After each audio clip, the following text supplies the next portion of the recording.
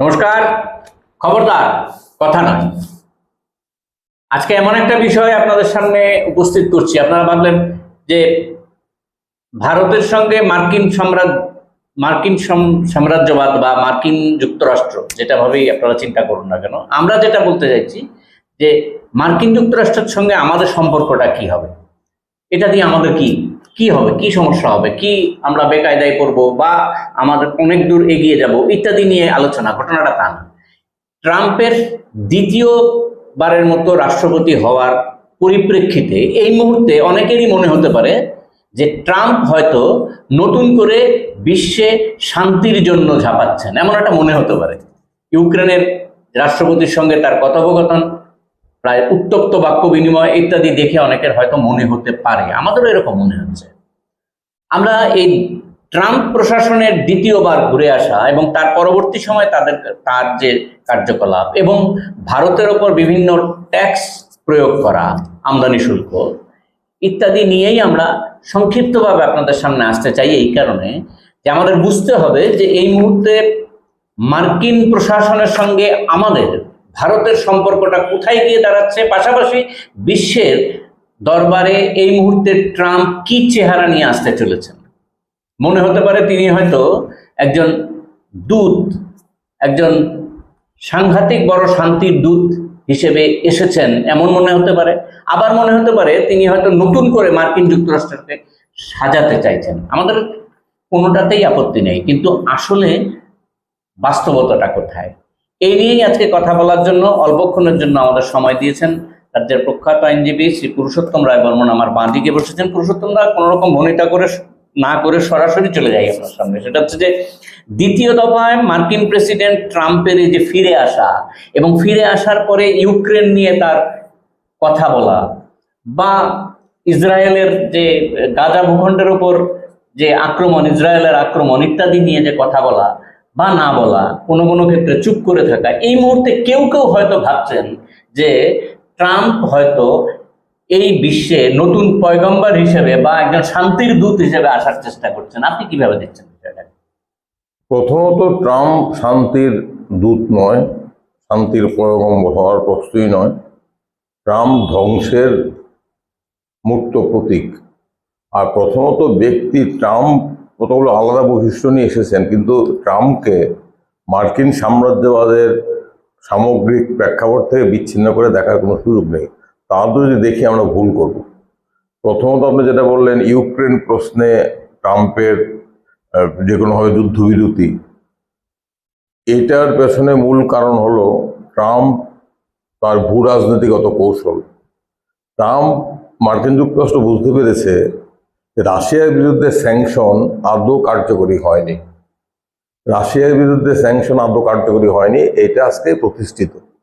এখন ইউক্রেন যুদ্ধে রাশিয়ার ভূমিকা, ইউক্রেনকে রাশিয়ার আক্রমণ করা কিংবা নেটোর সম্প্রসারণ, এগুলো নিয়ে আলোচনার বিশদ পরিসর প্রয়োজন।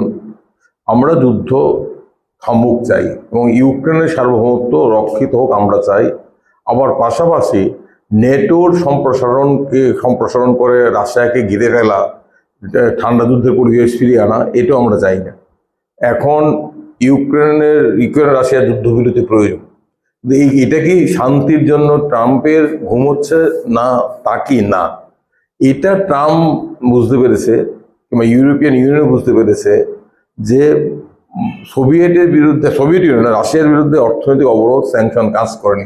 ব্রিক্স পাল্টা তারা ডলারের বিরুদ্ধে অন্য মুদ্রায় বাণিজ্য করার প্রস্তাব দিয়েছে এবং এটা ইতিমধ্যে অর্থনীতিবিদরা বলছেন, সবাই বলছেন, কোনো কোনো ছোট রাষ্ট্রের বিরুদ্ধে অবরোধ, ইকোনমিক স্যাংশন কার্যকরী হয়। কিউবার বিরুদ্ধে গত 70 বছর ধরে মার্কিন অবরোধ কিউবাকে প্রায় পঙ্গু করে দিয়েছে, কিন্তু রাশিয়ার মতো একটি শক্তিশালী দেশের বিরুদ্ধে অবরোধ কার্য বুমেরাং হয়ে ফিরে আসছে। এখন ট্রাম্পের মনে হয়েছে যুদ্ধ দিয়ে রাশিয়াকে অবরোধ জারি করে রাশিয়াকে কাবু করা যাবে না। একটা ধারণা ছিল এই অবরোধের ফলে রুবল একদম ধ্বংস হয়ে যাবে। রুবল ধ্বংস হয়নি। রুবল ব্রিক্সের মাধ্যমে, পাল্টা কারেন্সির মাধ্যমে ডলারকে চ্যালেঞ্জ করার জায়গায় পৌঁছে গেছে।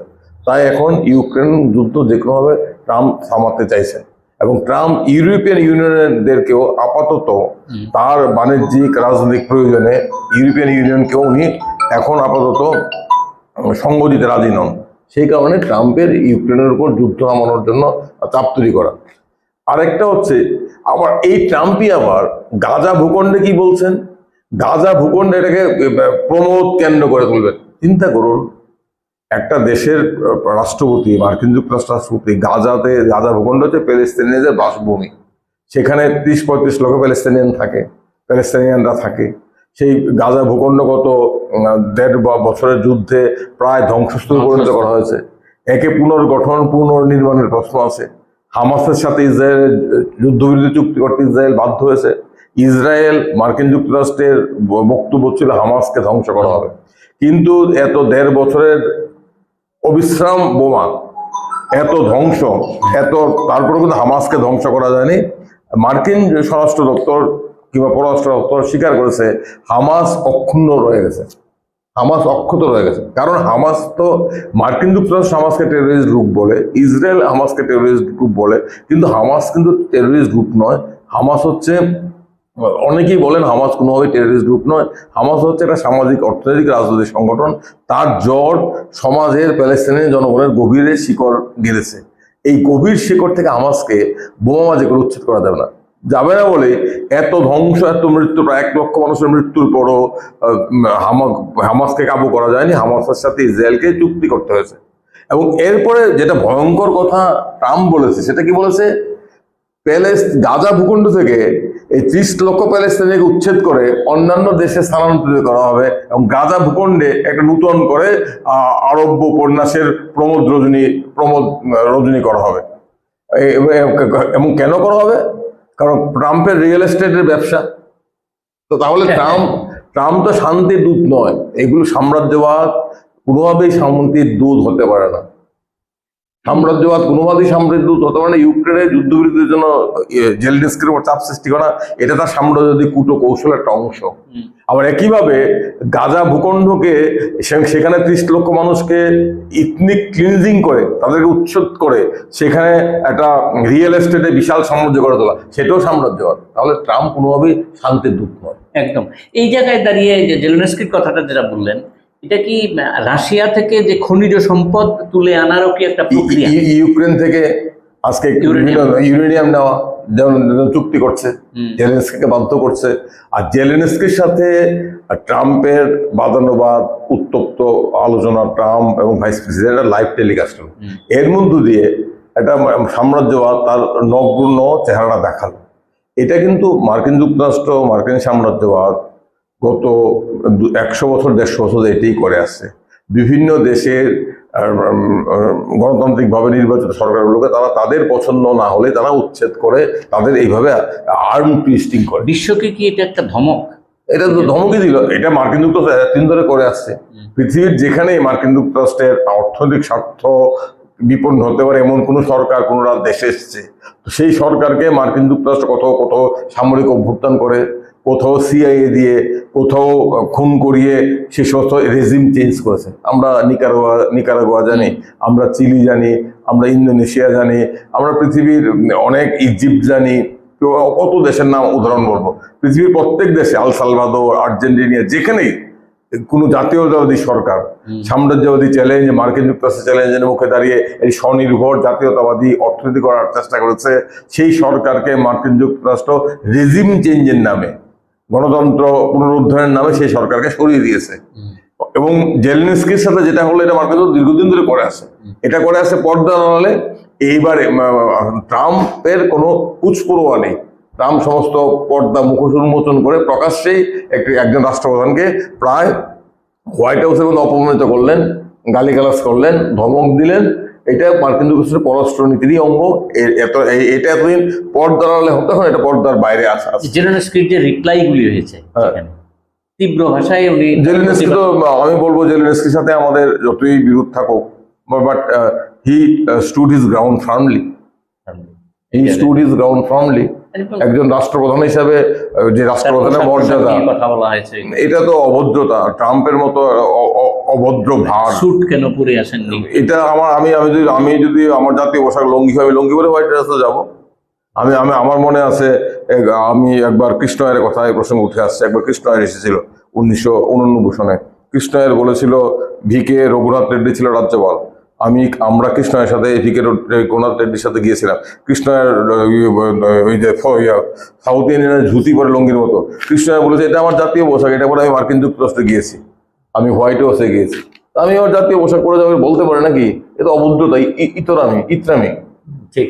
এইখানে আরেকটা বিষয়, এই যে ট্রাম্প প্রশাসন, যেটা আমরা প্রথমেই শুরু করেছিলাম আপনাদের সামনে, যে ট্রাম্প প্রশাসনটা কি নতুন করে আসছে কিনা, তিনি কি শান্তির দূত কিনা, এটা ব্যাখ্যা পুরুষোত্তমরা করেছেন।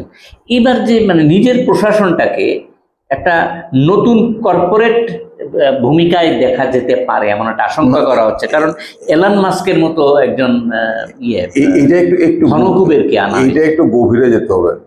এখন ট্রাম্প যেটা করছেন, ট্রাম্পের বর্তমান কার্যকলাপের সাথে বিশ্ব পুঁজিবাদের সংকট, একে বিচ্ছিন্ন করে দেখার সুযোগ নেই। বিশ্ব পুঁজিবাদ, capitalism is a deep crisis সারা পৃথিবী জুড়ে, এবং পুঁজিবাদের চূড়ামণি মার্কিন যুক্তরাষ্ট্র অর্থনীতি প্রচন্ড সংকটে। সেই অর্থনীতির সংকটে মার্কিন যুক্তরাষ্ট্রের যে নতুন পথ নিতে শুরু করছে সেটা অভিনব, এবং যেটা ছিল আমরা সব জানি, সব পুঁজিবাদী রাষ্ট্রই তার দেশের আপনার পুঁজির স্বার্থ রক্ষা করে সামগ্রিকভাবে, কিন্তু তবুও রাষ্ট্রের সাথে পুঁজির মালিকরা দূরত্ব থাকে। রাষ্ট্র কিছুটা নৈবক্তিকভাবে সমগ্র পুঁজিবাদীদের স্বার্থ রক্ষা করে, এবং রাষ্ট্র পুঁজির মধ্যে ফারাক থাকে, ডিস্টিংশন থাকে।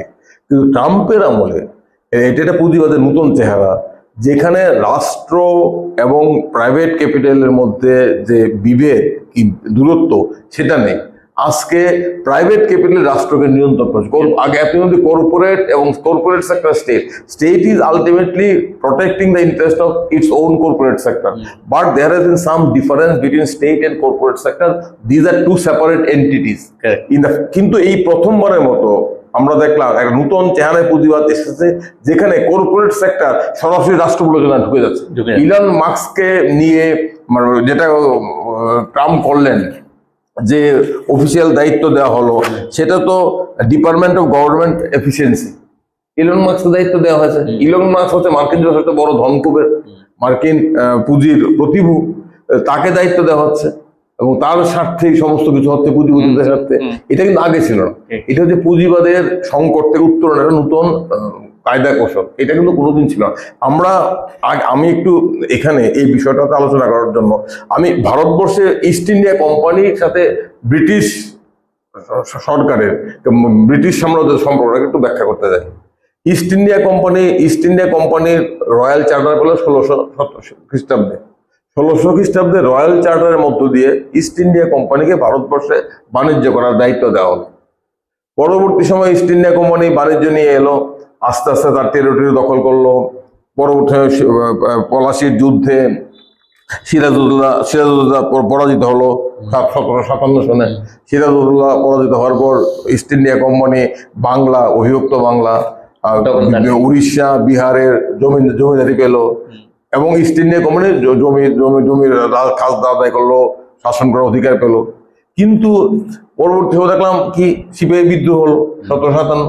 তখন ইস্ট ইন্ডিয়া কোম্পানির যারা কোম্পানি বোর্ড অফ ডাইরেক্টর ছিল, তারা ছিল মানে দুর্বৃত্ত বললেও কম বলা হয়। তারা ভারতবর্ষে লুণ্ঠন করেছে, ইস্ট ইন্ডিয়া কোম্পানি ভারতবর্ষে শাসন করতো।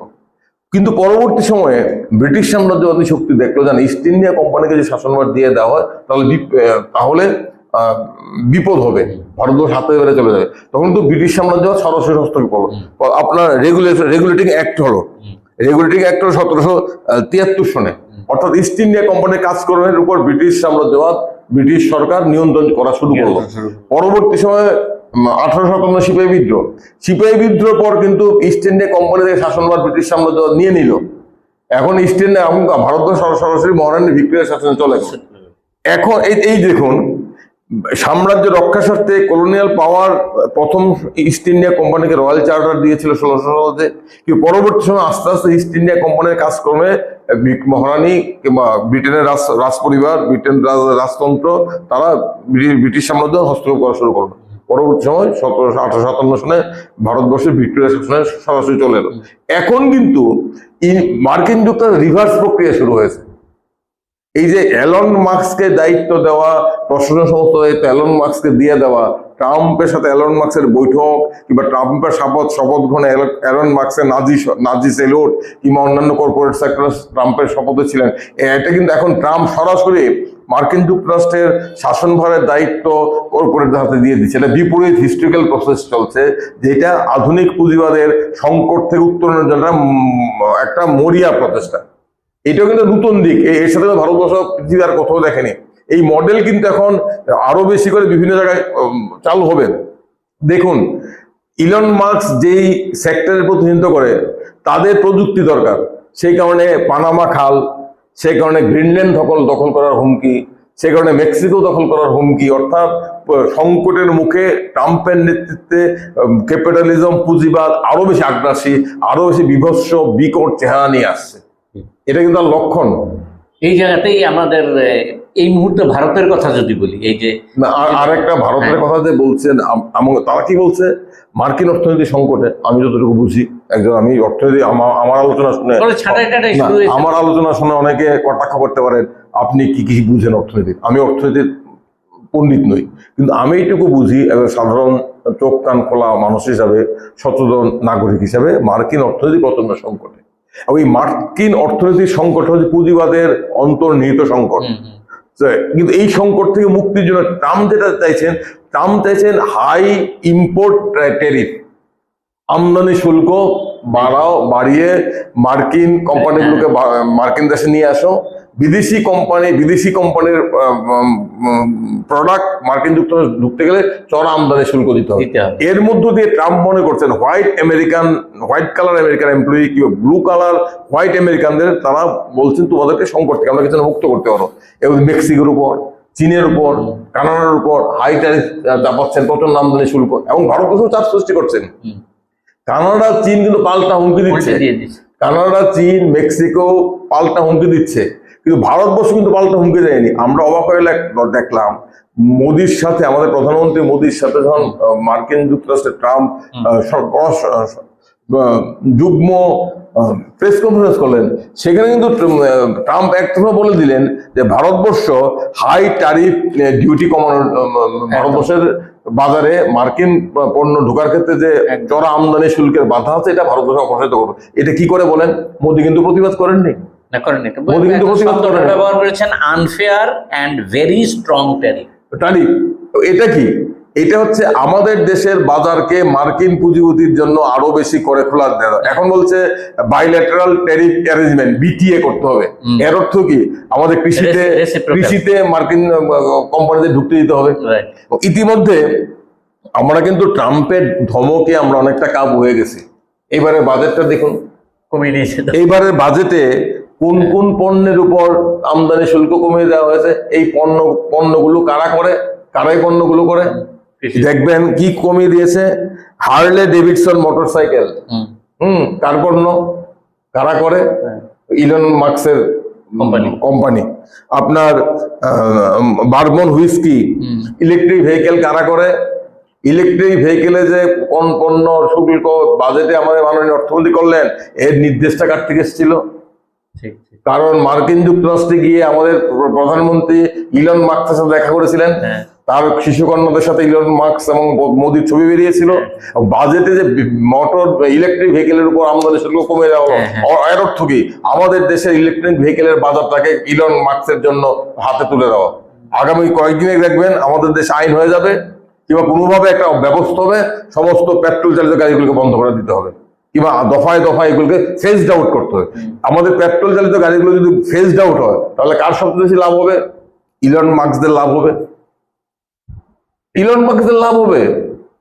আজকে কৃষিতে বিটিএ করা হচ্ছে, আমাদের জয়শঙ্কর বলছেন। এবং অদ্ভুত ব্যাপার, মার্কিন যুক্তরাষ্ট্রের ট্রাম্প যে ইম্পোর্ট ডিউটি কমানোর জন্য চাপ দিচ্ছেন, এতে ভারতবর্ষ সারেন্ডার করছে। কানাডা, চীন কিন্তু পাল্টা হুমকি দিচ্ছে। আমরা ইউরোপিয়ান ইউনিয়নে কিন্তু পাল্টা হুমকি দেওয়ার চেষ্টা করছে। সেখানে কিন্তু জয়শঙ্কর এটাকে প্রশংসা করছেন। এতে কি আমাদের জাতীয় স্বার্থ রক্ষিত হবে? আর তাহলে এটা তো গ্যাট চুক্তি কোথায় গেল? উরুগুয়ের এমন কোথায় গেল? আমরা বলছি সারা পৃথিবী এক বাজার, কোন রকম টেরিফ ওয়াল থাকবে না, গেট চুক্তি রাউন্ড হলো, তো মার্কিন যুক্তরাষ্ট্র গেট চুক্তি ভঙ্গ করছে।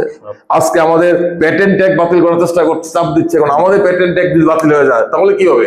তাহলে আমাদের যে ফার্মাসিউটিক্যাল ইন্ডাস্ট্রি, আমাদের ভারতবর্ষ তৃতীয় বিশ্ব কিংবা পৃথিবীর অনেক দেশের চাইতে আমাদের ফার্মাসিউটিক্যাল ইন্ডাস্ট্রির রাষ্ট্রায়ত্ত ক্ষেত্রে আমাদের ওষুধ শিল্পগুলোর ভেষজ শিল্প কারখানার জন্য আমরা এখনো ওষুধ অনেক কম দামে পেয়ে থাকি পৃথিবীর অন্যান্য দেশের তুলনায়। এর কৃতিত্ব মোদির নয়, এর কৃতিত্ব 60, 70, 50-এর দশকের কৃতিত্ব। আজকে আমাদের প্যাটেন্ট অ্যাক্ট আমাদের ফার্মাসিউটিক্যাল ইন্ডাস্ট্রি রক্ষা করছে। এখন মার্কিন যুক্তরাষ্ট্র চাপ দিচ্ছে আমাদের প্যাটেন্ট অ্যাক্টকে ডাইলুট করতে হবে। আমাদের প্যাটেন্ট অ্যাক্ট যদি ডাইলুট হয়ে যায় তাহলে আমাদের বাজারে মার্কিন ফার্মাসিউটিক্যাল কোম্পানিগুলো ঢুকে যাবে। এর পরিণতি কি হবে? ওষুধের দাম আমাদের হাতের বাইরে চলে যাবে। তো আমাদের উপর প্রচন্ড চাপ তৈরি করছে ট্রাম্পের প্রশাসন। অদ্ভুতভাবে মোদি, বিশ্বগুরু সরকার তারাই চাপের মুখে দাঁড়িয়ে নথি স্বীকার করছে। ঠিকই তো, উনি মানে এতকাল তো শুনে এলাম যে প্রধানমন্ত্রী যা বলেন বিশ্ব তার কথা শোনে, কোনো প্রমাণ পেলাম না, কিন্তু এখন তো দেখছি চাপে পড়ে গেলাম আমরাই। প্রশ্ন তোমার একটা বিষয়, মানে সর্বশেষ যে প্রশ্নটা আপনার সামনে রাখতে চাই, যে আপনি ট্যারিফের কথা বললেন, ট্যারিফের যে হিসেব যা দেখা যাচ্ছে যে মার্কিন যুক্তরাষ্ট্র যদি 5% টু 5%-এর নিচে যদি ট্যারিফ যদি দিয়ে থাকতো, আমরা দিতাম প্রায় 39%-এর মতো, এটা প্রায় সমান সমান যদি এসে যায় তাহলে আমাদের জিনিসপত্রের দামের উপর ব্যাপক প্রভাব পড়বে। এই যে বাজেট ঘাটতি, সেখান থেকে পূরণ করার প্রায় সম্ভাবনা কমে যাচ্ছে, এই ঘাটতি আরো বাড়তে পারে। এই জায়গায় দাঁড়িয়ে এই মুহূর্তে মার্কিন যুক্তরাষ্ট্রকে আমরা এখনো কেউ কেউ বলার চেষ্টা করছে অত্যন্ত বন্ধু রাষ্ট্র বলে আমাদের সামনে এসেছে। এটা কিভাবে? মার্কিন যুক্তরাষ্ট্র আমাদের বন্ধু রাষ্ট্র যারা বলেন তারা প্রথমত ইতিহাস সম্পর্কে অজ্ঞ, তারা দ্বিতীয়ত মার্কিন যুক্তরাষ্ট্রের সাম্রাজ্যবাদী চেহারা, সাম্রাজ্যবাদী চরিত্র সম্পর্কে অজ্ঞ। তারা মার্কিন যুক্তরাষ্ট্র এখন সোভিয়েত ইউনিয়ন, রাশিয়ারকে এখন আপাতত রাশিয়ার সাথে একটা মধ্যস্থতা করছে। এর কারণ হলো চীনকে যে কোনো আটকাও, কারণ মার্কিন অর্থনীতি চীনের প্রবল চাপের মুখে পড়েছে। আজকে চীন প্রযুক্তির ক্ষেত্রে যে উদ্ভাবন করছে, সে উদ্ভাবনে মার্কিন আপনার এই যে চীন কতদিন ডিপফেক করলো, ডিপফেক করার ফলে মার্কিন এআই ইন্ডাস্ট্রি এটা তো মুক্ত করে যাচ্ছে। এবং কন্টেন্ট চীন এট এনি কস্ট, কন্টেন্ট চীন চায়না এট এনি কস্ট, তার জন্য ভারতকে আমেরিকার এক্সিসের অন্তর্ভুক্ত করো। এর মধ্যে ভারতের মধ্যে মার্কিন লবি আছে, তারা ভারতের জাতীয় স্বার্থের পরিপন্থী দৃষ্টিভঙ্গি নিয়ে মার্কিন যুক্তরাষ্ট্রের সঙ্গে ভারতের আতাতকে দেখছে। অন্যদিকে ভারতীয়দের যখন শেকল পরিয়ে হাত পিছন দিকে বেঁধে দেশে পাঠানো হয়, আমাদের দেশের তথাকথিত জাতীয়তাবাদী সরকার প্রতিবাদ করার সাহস পায় না। অন্যদিকে মেক্সিকো, কলম্বিয়ার মতো ছোট ছোট দেশগুলো তারা বলে আমাদের দেশের নাগরিকদের তোমরা এইভাবে হাত মোড়া করে তোমাদের বিমানে আমাদের দেশে পাঠাতে পারবে না, আমরা তোমাদের বিমানকে আমাদের দেশে নামতে দেবো না, আমাদের দেশের নাগরিক আমরা নিজেরা নিয়ে আসবো। ইলন মাস্ক তো ইমিগ্রেন্টের সন্তান। আজকে মার্কিন এই যে অভিবাসীদের বিরুদ্ধে ট্রাম্পের চিৎকার, এটা হচ্ছে আমাদের দেশে যেমন এখানে সংখ্যালঘুদের বিরুদ্ধে চিৎকার করে সংখ্যাগরিষ্ঠ মানুষকে বিভ্রান্ত করা, ঠিক একইভাবে পরিবারই তো আছে একই ট্রাম্পের স্ত্রী কি অভিবাসী নয়, ইমিগ্রেন্ট নয়। একদম ট্রাম্পের স্ত্রী স্লোভানিয়া কি মার্কিন যুক্তরাষ্ট্রের অন্তর্গত দেশ ছিল? স্লোভানিয়া কোথায়? স্লোভানিয়া হচ্ছে মধ্য ইউরোপে, পূর্বতন সোভিয়েত ব্লকের অন্তর্গত সমাজতান্ত্রিক দেশের একটা খণ্ড। ইলন মাস্কের অভিবাসী, এই অভিবাসীর বিরুদ্ধে, ইমিগ্রেন্টদের বিরুদ্ধে ট্রাম্পের অভিযোগ কিংবা হুঙ্কার, এটা তো আসলে মার্কিন অর্থনীতির সংকট কারা করার চেষ্টা। মার্কিন যুক্তরাষ্ট্রের অর্থনৈতিক সংকট অভিবাসীদের দেখি না, অভিবাসীদের অনেক কন্ট্রিবিউশন আছে মার্কিন যুক্তরাষ্ট্রের অর্থনীতির ক্ষেত্রে এবং উন্নয়নের ক্ষেত্রে, অর্থনীতির ক্ষেত্রে। মার্কিন যুক্তরাষ্ট্র কান্ট্রি অফ দ্য ইমিগ্রেন্টস। একদম, আমি এর আগে একটা আলোচনায় বলেছিলাম যে মার্কিন যুক্তরাষ্ট্র itself is a country of the immigrants. আমরা মার্কিন যুক্তরাষ্ট্রের ইতিহাস জানি। আজকে মার্কিন যুক্তরাষ্ট্রে যারা মানুষ, নাগরিক, তাদের 70% মার্কিন যুক্তরাষ্ট্রের বাইরে থেকে মার্কিন যুক্তরাষ্ট্রে, আরো বেশি। কেউ এক পুরুষ আগে, কেউ 2 পুরুষ আগে, কেউ 3 পুরুষ আগে। আর অভিবাসীরা তোমরা বলবে মুক্ত বাণিজ্য, তোমরা তোমাদের পণ্যের জন্য মুক্ত বাণিজ্য, আমাদের কৃষি অর্থনীতি খুলে দিতে হবে, আমাদের ওষুধ শিল্পের দরজা খুলে দিতে হবে, আর আমাদের শ্রমশক্তির জন্য তোমরা তোমাদের দরজা বন্ধ করে দেবে। এটা কি কোন ধরনের নীতি? এটা কোন ধরনের দ্বিচারিতা? আসলে ইমিগ্রেন্টটা মূল কথা নয়, কিন্তু পৃথিবী জুড়ে দেখবেন, দক্ষিণ ইউরোপে, মার্কিন যুক্তরাষ্ট্রে, পৃথিবীর সমস্ত দেশগুলোতে পুঁজিবাদী অর্থনীতি তার নিজস্ব নিয়মে সংকটে। সেই সংকট থেকে তাদের দেশের শ্রমিক শ্রেণী, সাধারণ মানুষের দৃষ্টি ঘোরানোর জন্য তারা কিন্তু ইমিগ্রেন্টদের বিরুদ্ধে, অভিবাসীদের বিরুদ্ধে একটা হুক্কা ওয়ারক তুলছে। মানুষের দৃষ্টিটা ঘুরিয়ে দাও। ট্রাম্প একই কাজ করছেন, তার জন্যই আজকে ইমিগ্রেন্টদের দেশ থেকে বিতাড়িত করছেন। এতে কিন্তু মার্কিন শ্রমিকরা, শ্বেতাঙ্গ শ্রমিকরা কাজ পাবে না। আমি কদিন আগে একটা লেখা দেখেছিলাম, বিশিষ্ট অর্থনীতিটা বলতে দেখিয়েছেন ইমিগ্রেন্টদের বিরুদ্ধে ব্যবস্থা নিলে কিন্তু দেশীয় ক্ষেত্রে কাজ সৃষ্টি হবে না। কারণ ইমিগ্রেন্টরা সেই সমস্ত কাজই করে যে সমস্ত কাজের জন্য শ্রমিক ওই দেশে পাওয়া যায় না। মেক্সিকান শ্রমিকরা আমেরিকার সেই সমস্ত কাজই করে যে সমস্ত কাজগুলোর জন্য আমেরিকান শ্রমিক পাওয়া যায় না। এটা আমাদের ক্ষেত্রে সত্য। পশ্চিমবঙ্গ থেকে কেরালায় যারা যায়, পারা যায়, যে কাজগুলো করার মতো লোক কেরালায় নেই, সেই কাজগুলোই পশ্চিমবঙ্গ থেকে করে। ঠিক এমনি বিহার থেকে যখন পশ্চিমবঙ্গে কাজ করতে আসে, তারাই আছে যে কাজগুলোর জন্য পশ্চিমবঙ্গে মজুর পাওয়া যায় না। এটা কিন্তু আমি তো আপনাদের যারা শুনছেন, আপনাদের সাধারণ মানুষ, আমি অর্থনীতিতে লেখা পড়েছি, বিভিন্ন জায়গায় দেখছি, বিশিষ্ট অর্থনীতিরা বলছেন যে ইমিগ্রেন্টদের বিরুদ্ধে ব্যবস্থা নিলে বেকার সমস্যার সমাধান হবে না। এটা ভুল ব্যাখ্যা, ভুল। উন্নয়নও তো আটকে যেতে পারে তাদের। ইমিগ্রেন্টের বিরাট অবদান আছে মার্কেটে, অর্থনীতির ইমিগ্রেন্ট, সমস্ত ইলন মাস্ক থেকে শুরু করে সবাই তো ইমিগ্রেন্টের সন্তান। একদম। আমরা যে জায়গায় এসে দাঁড়ালাম, যে এই মুহূর্তে ভারত এই যে শুল্ক নীতিটা যেটা চাপিয়ে দেওয়া হলো ভারতের উপর 1 এপ্রিল থেকে, 2রা এপ্রিল থেকে সম্ভবত চালু হয়ে যাবে, এর পরিপ্রেক্ষিতে ভারতের বাজার ব্যাপকভাবে যদি দখল করে নেয়, তাহলে আমাদের এই মুহূর্তে যে পণ্যদ্রব্যের মূল্যবৃদ্ধির যে গতি চলছে, সে গতি কিন্তু বৃদ্ধি পেতে পারে। আমরা অপেক্ষা করব, আবার আসবো এই বিষয়টা নিয়ে কোনো এক সময়ে। বিশেষ করে আমাদের যে ট্যারিফ, এই বিষয়টা নিয়ে আমরা আপনাদের সঙ্গে আবার মিলিত হব। আপনারা আমাদের সঙ্গে থাকবেন। সবাই ভালো থাকবেন, সুস্থ থাকবেন। সকলকে